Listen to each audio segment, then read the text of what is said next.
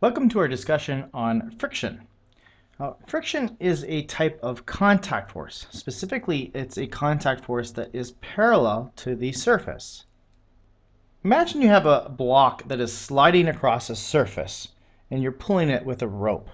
So imagine we have a box with a rope and this is being dragged along to the right here with maybe a constant velocity. If we were to show the forces acting on this block here, we'd have a tension force that would be acting up along the direction of the string. We'd have the force of gravity acting straight down.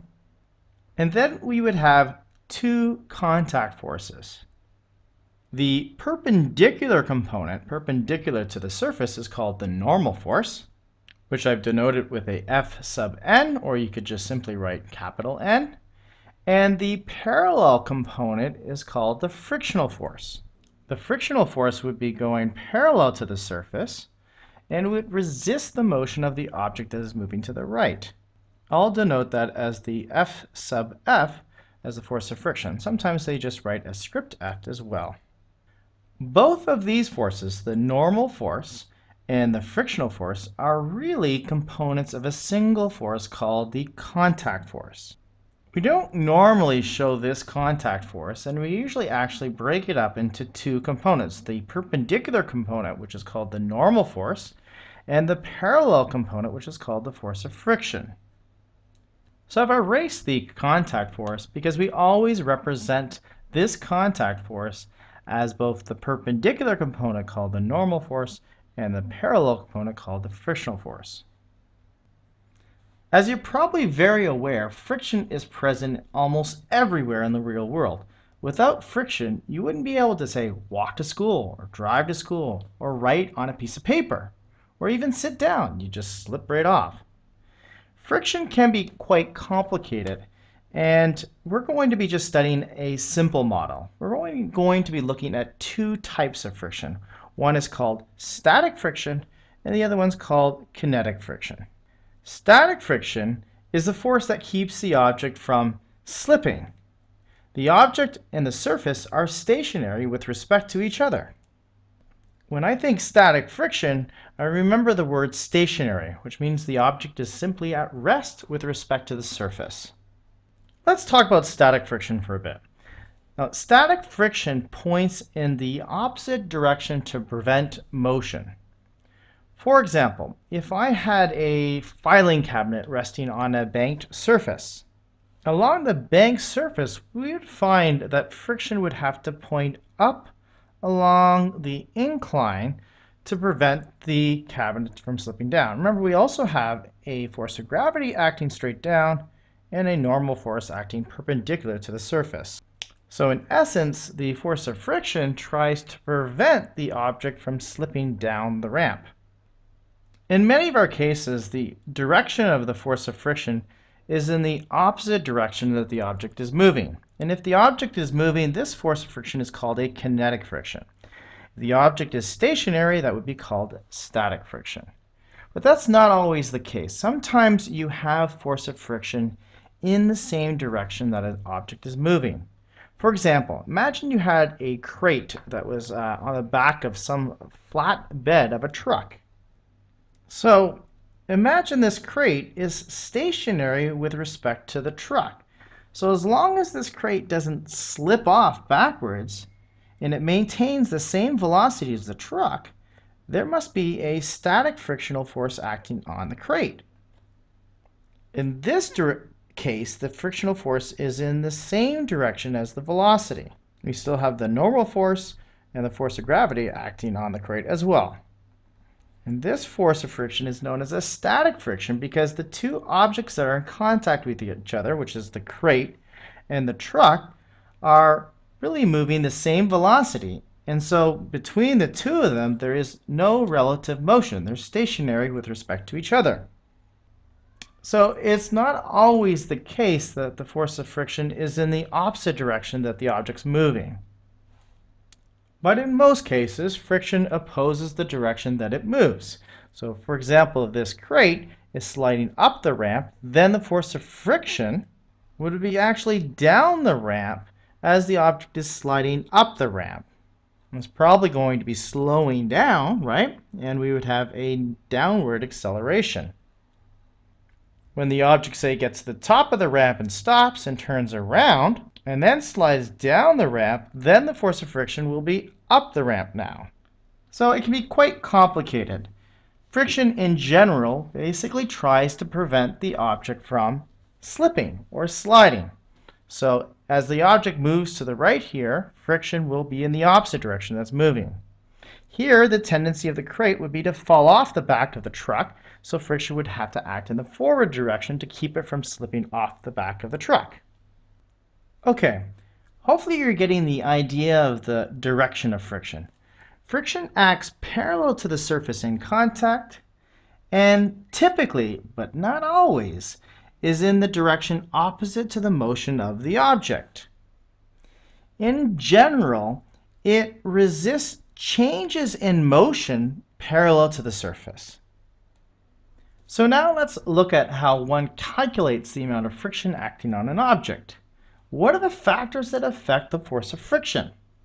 Well, in an idealized model, friction depends on how much the force is exerted between the two surfaces, how much these surfaces are being pressed together. That is, it depends on the normal force. The force of friction is directly proportional to the normal force. And the normal force will likely get bigger if you have more weight. So if this object were heavier, you would have a larger normal force, which would hence give you a larger force of friction. So we know that friction depends on how much the objects are being pushed together, or the normal force, but it also depends on the nature of the surfaces that are in contact with one another. In the above equation for static friction and kinetic friction, we can see that there is a constant of proportionality, this little Greek letter which we call mu. This Greek letter, which we phonetically pronounce mu, is a dimensionless coefficient. It's called the coefficient of friction. If we're looking at a static case, it's called the coefficient of static friction. If we're looking at a case where the object is sliding along, then we have a coefficient of kinetic friction. For most surfaces that are in contact with one another, the coefficient of static or kinetic friction shows little dependence on the area of contact. So in an idealized case, friction is independent of the area of contact. If you have this object, the same object, and you were just slide it across the floor on the different surfaces with different areas of contact, you would have the same frictional force in all three scenarios. The values of the coefficients of static friction and kinetic friction are tabulated. They're experimentally determined for a variety of surface combinations, and you can find these in your textbook under the static and kinetic frictional forces section. The values of mu depend on a number of factors, but mainly it's the adhesion or attraction of the two surfaces that are in contact with each other, and it's comes down to sometimes the microscopic view of how rough these surfaces are. You'll see, for example, that rubber on dry concrete has a coefficient of kinetic friction of 0.8, whereas rubber on wet concrete will have a coefficient of kinetic friction of 0.5. It's less because it's wet. These values can be quite different because they depend on a number of factors, such as roughness, cleanliness, and the dryness of the surfaces. Now you can see the formulas for static friction and kinetic friction listed up here, but I want to make a note about the formulas. You may notice that in the static frictional force case, you have an inequality sign. You can see that the force of friction is less than or equal to mu sub s times the normal force. Let me try to explain this, the reason why we have this inequality sign. So imagine that you have a box that you're pushing along. So here you are, and you're pushing this really heavy box and trying to budge it. If we were to draw a free body diagram on this box, we would have a normal force and a force of gravity. And let's say you suddenly decide to apply a force on the box. Let's say you apply a force of, say, 5 newtons to the right. But as you apply this force of 5 newtons to the right, the box doesn't move. So that means that static friction would have to push back with an equal amount of force going in the opposite direction. Remember, the box is stationary, and so the acceleration would be 0, and so the sum of the forces would be 0, and so along the x-axis, we would find that the pushing force that you apply would have to be balanced out by the force of friction so that you don't have any acceleration or net force. So now you push, say, harder, like 25 newtons to the right. So your pushing force, F sub p of 25 newtons, and still the object doesn't move at all, and you have a 0 acceleration. Well, for the forces to balance each other out, you would have to have an equal and opposite frictional force going in the opposite direction. That's static frictional force. So suddenly the frictional force is variable. So you push really, really hard, and now the object starts to move. Let's say you apply a force of, say, 39 newtons, and just suddenly now the object just starts to slip. So it's in the point of not accelerating and then also accelerating. And in this case, you've reached what we call the peak, or the upper limit of the static frictional force. So the frictional force is 39 newtons. Now, if you apply any more force than 39 newtons, suddenly it starts to accelerate to the right. And when it accelerates to the right, then it's sliding, and then you're dealing with a kinetic frictional force now. But going back to the static friction, you may have noticed that static friction has a range, in this particular case, of 0, let's say you're not applying any force, to all the way up to its upper limit of 39 newtons. And that's why we have the inequality sign. The force of friction is equal to this mu s times Fn when you're looking at that peak amount, that maximum value where the box suddenly starts to move. Also, one more note. Have you ever noticed that if you push a really, really heavy object and suddenly you start to get it moving, the force that you push while it's moving is actually less than when you had to start to budge it in motion, that peak static friction. That's why the kinetic frictional force is typically less than the static frictional force. You'll find in most cases mu sub k is less than mu sub s.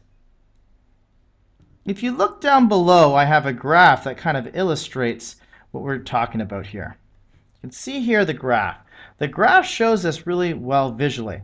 See, as you're pushing and harder and harder and harder and harder on the box, this particular case is when the object is not moving until you reach this point right here, and this is when it starts to slide. Right at this point, this is your peak frictional force of 39 newtons. Once you push exactly with 39 newtons, friction pushes back exactly 39 newtons, and at this particular point, the box suddenly starts to move. Then, once the object starts sliding, then you have this constant kinetic frictional force. Remember, it's just equal to. And you'll notice that its value is like about 30 newtons. It's less than 39 newtons. And that's why when you push on an object that is in motion, you'll find that you push with less force than you needed to cause it to start to move. So you can see the formulas are very similar, by the way. The only difference is we have an inequality when we're dealing with the static case. So on the AP formula sheet, they just simply write this. Capital N, by the way, is the normal force. So that's the same thing as F sub n that I used in the notes. Okay, that's it for our discussion on friction.